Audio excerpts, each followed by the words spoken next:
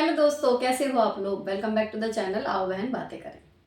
देखो, एक वीडियो मेरा आया था कि अगर आप घर पे हैं, गृहिणी हैं, बच्चे और सास ससुर आदि की जिम्मेदारी की वजह से आप बाहर जाके जॉब नहीं कर सकते, लेकिन आप पैसे अर्न करना चाहते हो, तो कौन से ऐसे तरीके हो सकते हैं जिनसे आप बिना किसी फैमिली मेम्बर की सपोर्ट के अपने दम पे, बिना किसी फैमिली मेम्बर का शेड्यूल डिस्टर्ब किए पैसे कमा सकते हो। ठीक है, तो मैंने आपके साथ कुछ आइडियाज शेयर किए। उस पर बहुत सारे क्वेश्चन आए कि मैं इसके बारे में बताऊं, उसके बारे में बताऊं।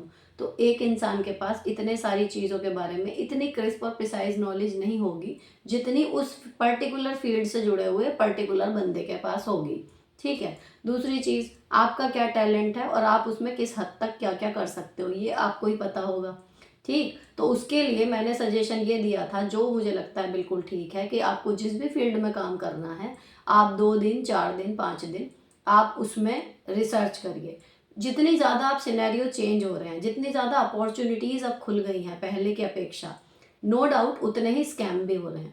तो कोई चीज़ सच में वैलिड है, मतलब वो जेन्युइन है, आपके लिए कोई धोखाधड़ी का सामान नहीं है, उससे बचने का फुल प्रूफ तरीका है कि कोई भी रिएक्शन, कोई भी ईमेल आईडी, कोई भी क्लिक व्लिक करने से पहले आप बस रिसर्च करो। कोई आपको टॉपिक लगता है कि इसमें करना चाहिए नहीं करना चाहिए, उससे रिलेटेड गूगल पे इंफॉर्मेशन लो, उससे रिलेटेड यूट्यूब वीडियोस देखो।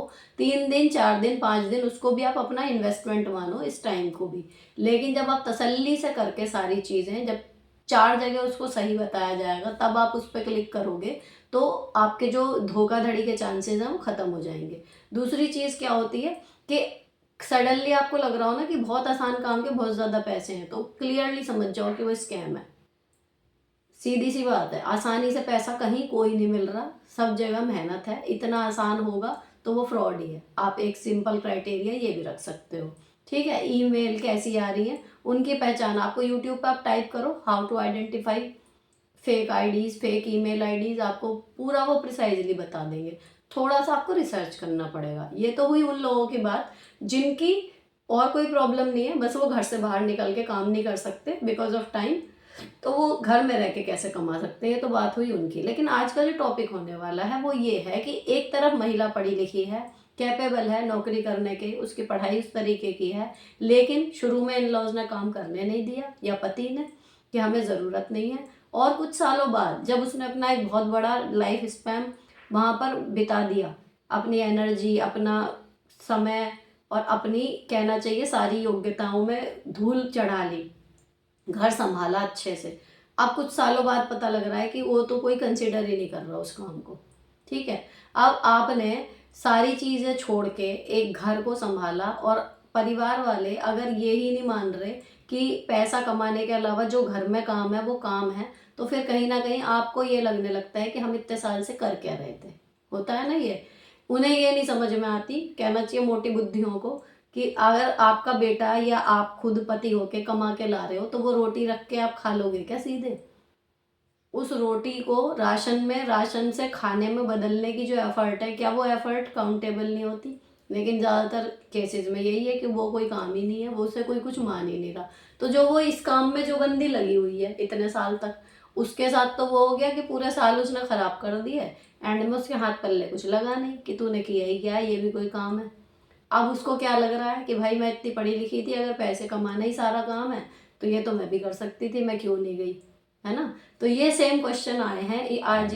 ये है एपिसोड 21, जल कुकड़े लोगों से कैसे बात करें, ये वो वाला एपिसोड है। उसमें जिन्होंने क्वेश्चन पूछे हैं, ये उन वाले के क्वेश्चंस के आंसर हैं। और मैं लाख कोशिश कर रही हूँ लेकिन अपडेट नहीं हो पा रहे क्वेश्चन, उसके लिए आई एम एक्सट्रीमली सॉरी। लेकिन मैं अभी भी कोशिश करती जा रही हूँ कि हर प्रश्न का उत्तर दे दूं जितना मुझसे संभव हो सके। तो आज का वीडियो शुरू करते हैं, इसी टॉपिक पर है कि अगर आप कैपेबल थी लेकिन आपने जॉब नहीं की, अब आप फंस गए हो, अब आपको गिल्ट हो रहा है कि आपने जॉब क्यों नहीं की, तो अब ऐसी स्थिति में आपको क्या करना चाहिए। देखो क्वेश्चन सुनो। हेलो दी, आज फर्स्ट कमेंट कर रही हूँ, होप सो आप रिप्लाई करेंगे। दीदी मैंने एमएससी किया है अच्छे मार्क्स से, शादी के बाद ज्वाइन नहीं कर पाई, 2 बच्चे हैं, बेटी अभी 4 मंथ की है, बट मुझे अभी बहुत गिल्टी फील होता है कि जॉब नहीं की। अभी एज 31 है, क्या करना चाहिए मुझे, प्लीज़ सजेस्ट। घर पर रहकर, होम मेकर रहकर बिल्कुल अच्छा नहीं लग रहा, प्लीज़ सजेस्ट मी। आपके लिए पर्टिकुलर मेरा ये है कि आपकी बेटी अभी 4 मंथ्स की है, अभी तो आपको उसको 2-3 महीने और देने पड़ेंगे जहाँ आप इतने दिन रुके हो।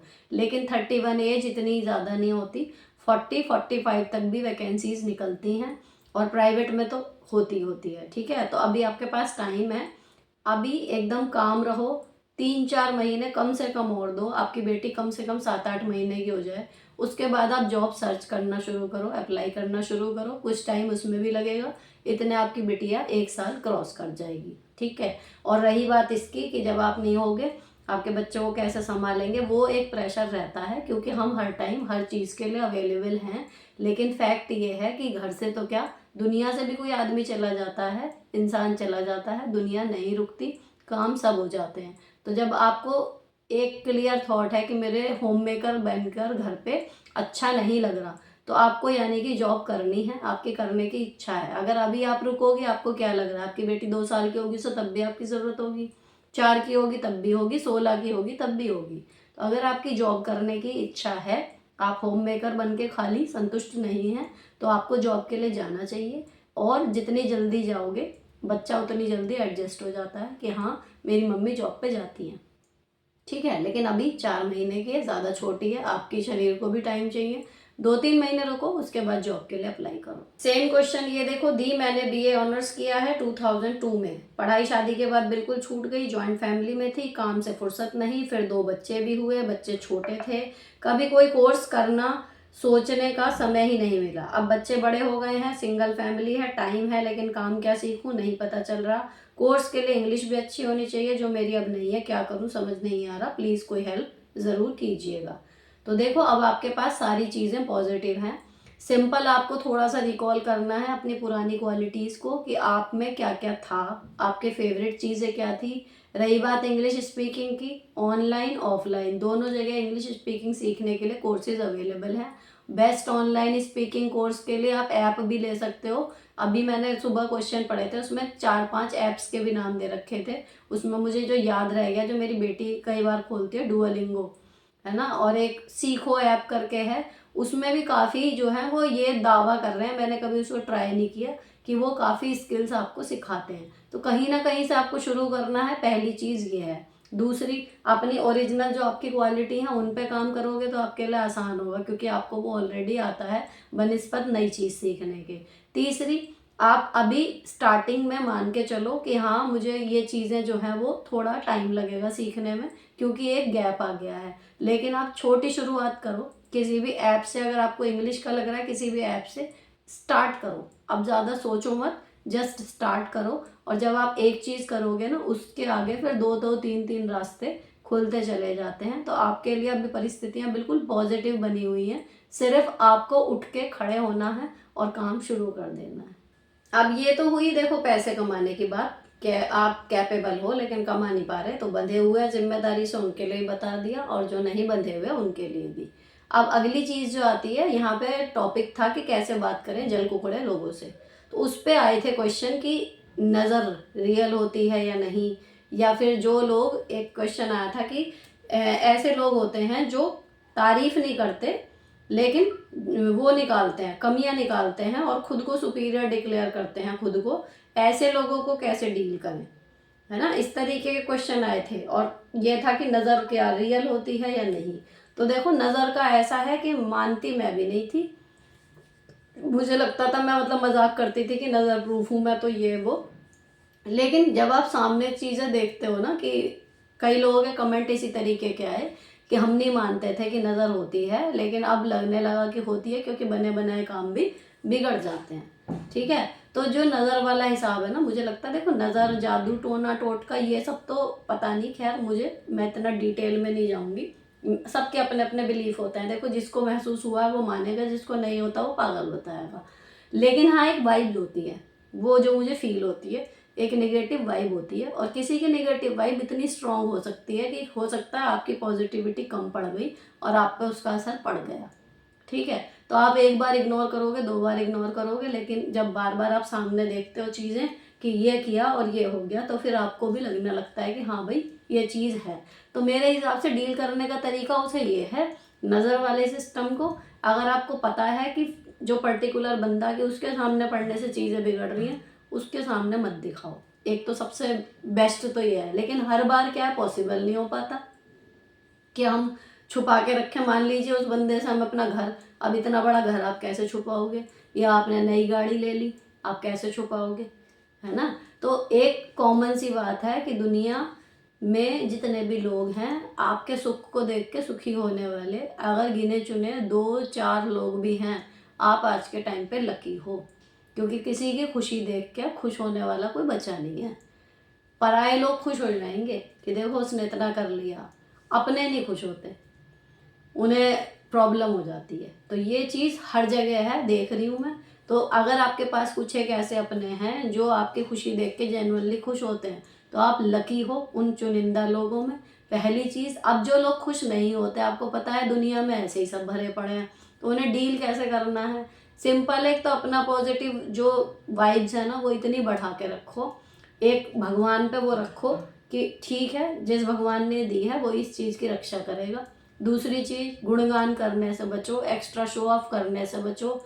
तीसरी चीज़, अगर आप ऊपर उठ रहे हो, ये मुझे लगता है सबसे इम्पॉर्टेंट है, अगर आप ऊपर उठ रहे हो फाइनेंशियली, फिजिकली, किसी भी रूप में, आपके बच्चे अच्छा कर रहे हैं, आपके पति अच्छा कमा रहे हैं, या आप अच्छा कर रहे हो लाइफ में, इसका मतलब ये नहीं है जो लोग उतना अच्छा नहीं कर पा रहे लाइफ में, आप उन्हें नीचा दिखाओ। अगर आप ये नहीं करोगे ना, तो जो आपके बराबर के नहीं भी हैं, आपके लेवल तक नहीं भी आ पा रहे, वो आपसे चिढ़ेंगे नहीं, उल्टा आपका सम्मान करेंगे, आपको एज ए इंस्पिरेशन देखेंगे। तो आपके लिए वो निगेटिव नहीं सोचेंगे, तो आप पे असर होगा भी नहीं निगेटिव। जो मुझे लगता है इसका सिंपल सा रूल है, अगर एक आदमी बड़ा बनने के बाद मुझे धमका रहा है या मुझे ही अपना एटीट्यूड दे रहा है, तो मेरे मन में पहली भावना क्या आएगी कि बहुत उछल रहा है या बहुत उछल रही है, इसको ये चीज़ मिल गई तो ये ना होती ना, तब पता लगता। तो कहीं ना कहीं मेरे मन से क्या इच्छा आई कि उसके पास वो चीज़ ना होती। दूसरी तरफ एक इंसान बढ़ा, ऊंचा उठा, लेकिन उसने मेरे कंधे पर हाथ रखा और मुझे भी मोटिवेट किया कि नहीं तुम भी कर सकते हो, या फिर मेरी ज़रूरत में उसने उल्टा हेल्प कर दी। अब मेरे मन में क्या वाइब्स आएंगी कि भगवान इसको इतना दिया है, देखो ये कितनी मदद करता है, मैं तो कहूँ ईश्वर इसे और दे। समझ रहे हो। तो ये सिंपल सा रूल होता है, आप खूब तरक्की करो लाइफ में, जो है उस हिसाब से जियो भी। मैं ये नहीं कह रही कि जितना कमा लिया वो भी मत करो, अगर खर्च ही नहीं करना तो कमाने का फ़ायदा क्या। लेकिन जो लोग आपके लेवल तक नहीं आ पा रहे, कोशिश कर रहे हैं या नहीं कर रहे, वो एक अलग चीज़ है। आपको उनका अपमान नहीं करना चाहिए, आपको उन्हें कहीं से भी छोटा मत दिखाओ। अगर वो अपनी हीन भावना से ऊपर आने के लिए आपको कुछ उल्टा सीधा बोल भी देते हैं, आपको नीचा दिखाते भी हैं ना, तो भी बड़े होने के नाते, हैसियत में या किसी भी चीज़ में जिसकी वजह से वो चिढ़ रहे हैं, उसमें ऊपर होने की वजह से आपका फ़र्ज़ है कि आप उनका पॉइंट ऑफ व्यू समझो कि वो कौन सी तरीके से सोच रहे होंगे, और उनके साथ विनम्रता से पेश आओ। तो कहीं ना कहीं जो उनकी तरफ से सोचने का तरीका है, अगर वो अभी निगेटिव है भी ना, तो वो पॉजिटिव हो जाएगा। तो जितना कहते नहीं फलदार पेड़ होता है, उतना वो झुका हुआ रहता है, जितना गुणवान व्यक्ति रहता है उतना वो विनम्र रहता है। तो अगर आप लाइफ में अच्छा कर रहे हो ना, तो बी पोलाइट, अपने से जो नीचे हैं उनके साथ बहुत अच्छे से पेश आओ, ताकि वो लोग आपको दुआएं दे, बद्दुआएं ना दे। तो एक तो नज़र का इलाज ये हो जाता है। अब दूसरी चीज़ ये है कि हमारी कमी बता के खुद को सुपीरियर दिखाना चाह रहे हैं। अब आपने अपने सवाल में ही इसका जवाब दे दिया कि आपको पता है आप अच्छे हो, उनको पता है आप उनसे अच्छे हो, लेकिन वो आपको अगर तारीफ करेंगे तो उनकी ईगो हर्ट हो जाएगी। तो वो क्या कर रहे हैं, उल्टा कमी निकाल रहे हैं ताकि वो खुद को अच्छा फील करा सकें। तो लेट देम बी, उनको अच्छा फील करने दो, सिंपल सी बात है। ये मैंने लिव लाइफ इजी के एक शॉर्ट में शुरू में बोला था वीडियो में, कि जो लोग आपकी छोटी सी कमी को पकड़ के भी बड़े खुश होते हैं ना, एक्चुअली वो जानते हैं कि आप उनसे बेहतर हो, और उन्होंने आपकी कमी पकड़ी, ये उनके लिए बहुत बड़ी बात है। तो आप समझ जाओ कि आपको वो मान रहे हैं कि आप उनसे बेटर हो, तो ये आपके लिए चिढ़ने की बात नहीं है, अच्छी लगने की बात है। फॉर एग्जाम्पल मैं आपको बताती हूँ, किसका है ये नहीं बता रही, लेकिन एक चीज़ है कि जब भी कोई अच्छी चीज़ मेरे पास होती थी, तो उनका रिएक्शन आता था कि अजीब सी लग रही है। अब मेरे को कुछ दिन बाद ये चीज़ें समझ में आने लगी कि जब मैं अच्छी लग रही हूँ या जब मेरी चीज़ अच्छी बन रही है, तो वहाँ से रिएक्शन नहीं आ रहा है, बाकी लोग कह रहे हैं ठीक है। तो फिर मैंने उसको फन वे में लेना शुरू कर दिया कि कैसी लग रही है, अजीब सी लग रही है, तेरे को अजीब लग रही है ना, यानी बिल्कुल सही बनी है। एक दो बार हुआ भाई, वो अजीब सी लग रही है वाला बात जो है वो ख़त्म हो गई। ठीक है, अभी ऐसे ही क्या है, नज़र वाली चीज़ मैं आपको बताऊं, इतने सारे प्लेटफॉर्म है, उस पर सब पे वीडियो जाती है, सब कुछ होता है, कुछ नहीं होता। टच वुड, ईश्वर की कृपा है, ठीक है, कुछ नहीं होता। लेकिन व्हाट्सएप स्टेटस पे अगर मैं अपनी कोई उपलब्धि डाल दूँ, अपनी कोई अच्छी चीज़ ही डालेगा आदमी, स्टेटस पर होने वाली तो क्या ही डालेगा।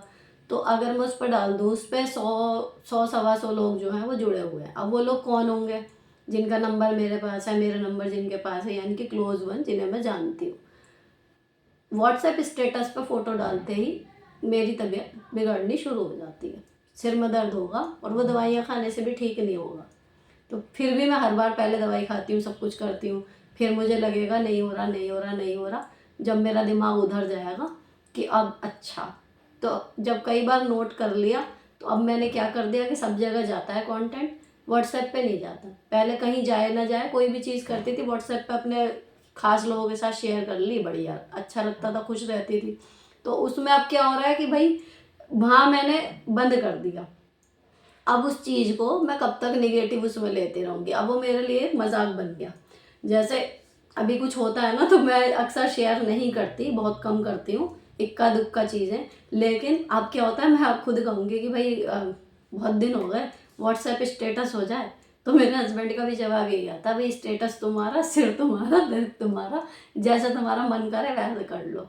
तो आपको धीरे धीरे पता लगने लगता है कि कौन कहाँ से नेगेटिव वाइब आपको दे रहा है। तो अवॉइड करो उन लोगों को जहाँ तक हो सके। और दूसरी चीज़, जो आपसे जलते हैं वो खुले तौर पे स्वीकार कर रहे हैं कि आप उनसे बेटर हो, और इसीलिए वो आपके फ़ैन है एक तरीके से। तो ऐसे लोग लाइफ में होने चाहिए। जब नहीं होते ना, तो तब थोड़ी बोरिंग सी हो जाती है लाइफ। कोई तो हो जो आपको देख के ये लग रहा हो कि भाई वो हमें एज ए इंस्पिरेशन ले, या जले, या कुछ भी करे। लेकिन मज़ा तो आता है ये सोच के कि हम कुछ लोगों से ऊपर हैं। तो ये ही वो लोग हैं जो आपको रियल में मिलेंगे, और भले वो जल के ही दिखा रहे हैं, लेकिन आपको बता रहे हैं कि आप उनसे बेटर हो। तो बी हैप्पी, ऐसे लोग लाइफ में होने चाहिए। इनके बिना भी लाइफ में एक, कहना चाहिए, मसाला कम है, बहुत सारी चीज़ों को मिलकर ही एक डिश बनती है ना। तो लाइफ में इनका भी एक स्पेस है। तो जितने ज़्यादा जलने वाले हैं आपके पास, इसका मतलब आप उतना लाइफ में अच्छा कर रहे हो। तो आप टेंशन मत लो, जो कर रहे हो करते रहो, पॉजिटिव रहो। ये मैं फिर से कहूँगी कि जलने वाले हों या नज़र लगाने वाले हों, किसी के साथ भी बुरा पेश मत आओ। आप अपनी लाइफ में अच्छा कर रहे हो, उनको भी अच्छा करने के लिए हमेशा प्रोत्साहित करते रहो, ताकि उनकी जो वो निगेटिविटी है वो भी आपके लिए पॉजिटिविटी में चेंज हो जाए। तो यहाँ पर ये वाला एपिसोड जो है, इसमें पेरेंटिंग वाले और थे, हाँ, 2 क्वेश्चन, वो मैं आपको बताती हूँ। एक तो था कि मेरे पति की तबीयत ठीक नहीं रहती, वो कमाते नहीं, मैं संयुक्त परिवार में हूँ, सबकी सुनकर रहती हूँ, मेरी 2 लड़की हैं, एक लड़का है 10 साल का है, वो पढ़ता नहीं है, झूठ बोलता है। मैम, मेरी जब से शादी हुई है तब से मैं सबकी सुनकर रहती हूँ। मेरा सहारा मेरा बेटा है, वो भी पढ़ता नहीं और झूठ बोलता है, मैं क्या करूँ? बहुत दुखी हूँ अपने बेटे से, उसको कैसे सुधारूँ? एक आया है, मेरी बेटी ने भागकर शादी की है, लव मैरिज, मेरे घर के लोग उससे मिलने नहीं देते, क्या करूँ? एक है, मैंने पिछले ब्लॉग में भी ये क्वेश्चन किया था कि मेरे 2 बच्चे हैं, दोनों की बोर्ड एग्ज़ाम है, बोर्ड एग्ज़ाम पास में आने वाले हैं, बड़ी बेटी 8वीं में है, छोटा बेटा 5वीं में है। मैं टिफ़िन का काम करती हूँ, जिस वजह से दोनों पर ध्यान नहीं दे पा रही, उसकी वजह से दोनों बच्चों की पढ़ाई इफेक्ट हो रही है। अगर आप मेरी कोई मदद कर सकें तो बताएं, मैं उन पर कैसे अपना ध्यान दूँ और उनका टाइम टेबल कैसे सेट करूँ, प्लीज़ मदद करिए। देखिए, जब आप टिफ़िन का काम कर रही हैं तो उस पैसे से आप फीस भर रही हैं, आपका मेन काम वही है। या तो आपको बच्चों का ट्यूशन लगा देना चाहिए था, या फिर अब ये है, अगर खाली बात एग्ज़ाम की है, तो आप कुछ दिन ये है कि टिफ़िन का काम आप कैसे ही कम करोगे, ये आपको ही समझ में आएगा, क्योंकि वो तो भाई डेली का खाना बनना है, जाना है, ठीक है। लेकिन इन जनरल, अभी एग्ज़ाम के टाइम पे तो मैं नहीं बता सकती, इन जनरल या तो आपको ट्यूशन लगाना था, अगर उतनी अर्निंग नहीं है।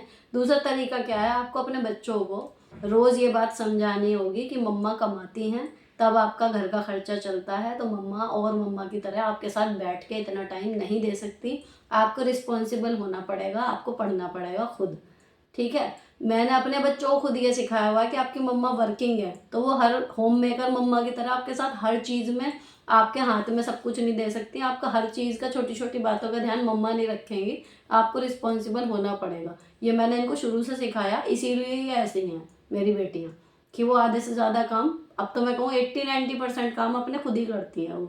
ठीक, इतनी कम एज में भी, 5th में तो है अभी।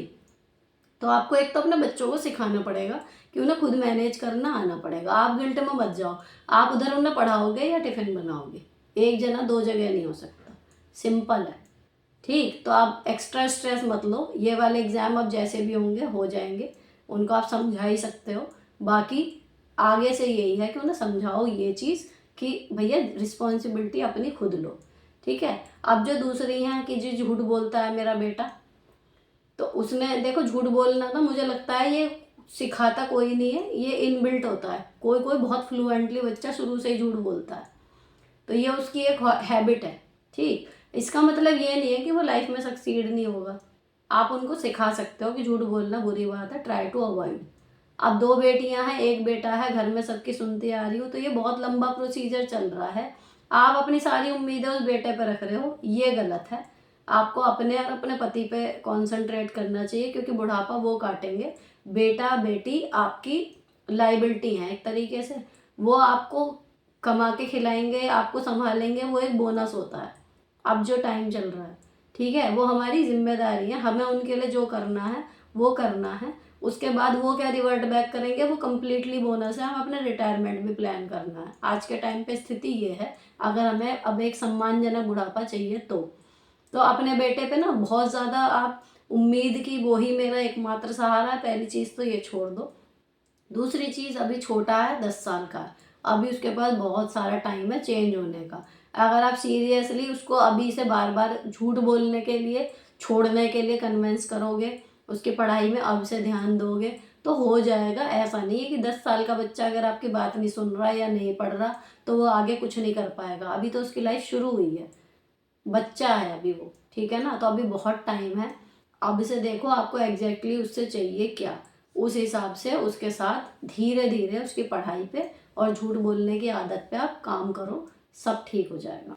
अब जो क्वेश्चन था कि उनकी बेटी ने लव मैरिज की है भाग के और वो मिलने नहीं देना चाह रहे, है ना। एक और क्वेश्चन आया था उनके जेठ के बेटे ने या बेटी ने लव मैरिज की है भाग के, तो बाकी लोग उनसे मिलना नहीं चाह रहे।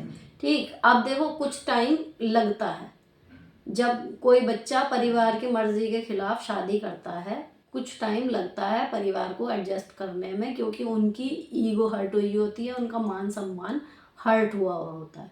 अब जिस परिवार से आप जुड़ी हुई हो, आप भले आपकी बेटी है लेकिन वो आपकी बेटी के अलावा उस परिवार की भी बेटी थी, तो वो लोग उनसे थोड़ा कम जुड़ाव महसूस हो रहा होगा बेटी से, इसलिए वो अभी अड़े हुए हैं। आप माँ हो इसलिए आप जल्दी से पिघल गई। तो जैसे आपकी पिघला है कि भाई कोई बात नहीं, कर लिया, बात तो करें, ऐसे ही धीरे धीरे उन लोगों का भी होगा सेट। आप बस भगवान से प्रार्थना कीजिए कि अपनी मर्जी से करी भी है शादी तो अब वो खुश रहे।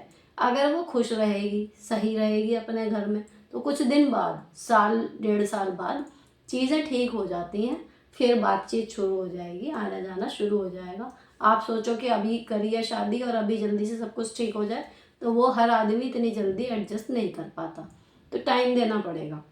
जहाँ तक माँ बेटी वाला रिश्ता है, अब जो जेठ की बेटी वाला है, तो मुझे लगता है भाई जेठ की बेटी ने शादी कर ली, आपका परिवार उससे मिलने नहीं दे रहा, आपको क्या पड़ी है इतनी ज़्यादा, मुझे ये नहीं समझ में आया इस वाले प्रश्न में। जेठ की बेटी है, जेठ जेठानी पहले सोचें कि मिलना है नहीं मिलना है। अगर उसके माँ बाप कोई फ़र्क नहीं पड़ रहा, उनसे बिना मिले वो खुश हैं अपनी बेटी से, आप तो उनकी चाची हो, आप अपने पति बच्चे परिवार उनमें ध्यान लगाओ। जिसने शादी कर ली, आप बस अगर उसके हितैषी हो, अगेन आप प्रार्थना कर सकते हो कि शादी कर ली अब सही रहे, ठीक है ना। आप अपने पति बच्चे घर में कलेश डाल के वहाँ जाना है आपको, ये कोई बात है ही नहीं, बिना मतलब की बात है। आप अपने परिवार में खुश रहो, अगर उसके माँ बाप उनसे बातचीत शुरू करेंगे ऑटोमेटिकली आपकी भी शुरू हो जाएगी, ठीक है। तो ये अपनी जो लाइफ है ना हमारी, कहना चाहिए पति बच्चे, हमारा करियर, हम खुद, इन सबको सॉर्ट करने के बाद अगले स्टेप पे आते हैं ये बाकी के रिश्ते। तो अगर हम यहाँ पर सब ठीक है उसके बाद देख रहे हैं, तो भी हमें दिमाग से सोचना चाहिए कि यहाँ पर हमारा रोल है भी या नहीं, या हम बेफालतू की अपनी एनर्जी और टाइम वेस्ट कर रहे हैं। ठीक है, तो जेठ की बेटी है, जेठ जाने जेठानी जाने, वो आएगी तब आप भी मिल लेना। अलग से पूरे परिवार से आगे जाके आपको मिलने का ये कोई लॉजिक इसमें बनता नहीं। ठीक है, तो यहाँ पर हुआ जी हमारा एपिसोड 21 के क्वेश्चन आंसर ख़त्म। अब मिलती हूँ आपसे एपिसोड 22 के क्वेश्चन आंसर्स के साथ नेक्स्ट वीडियो में। तब तक के लिए bye bye, stay beautiful always.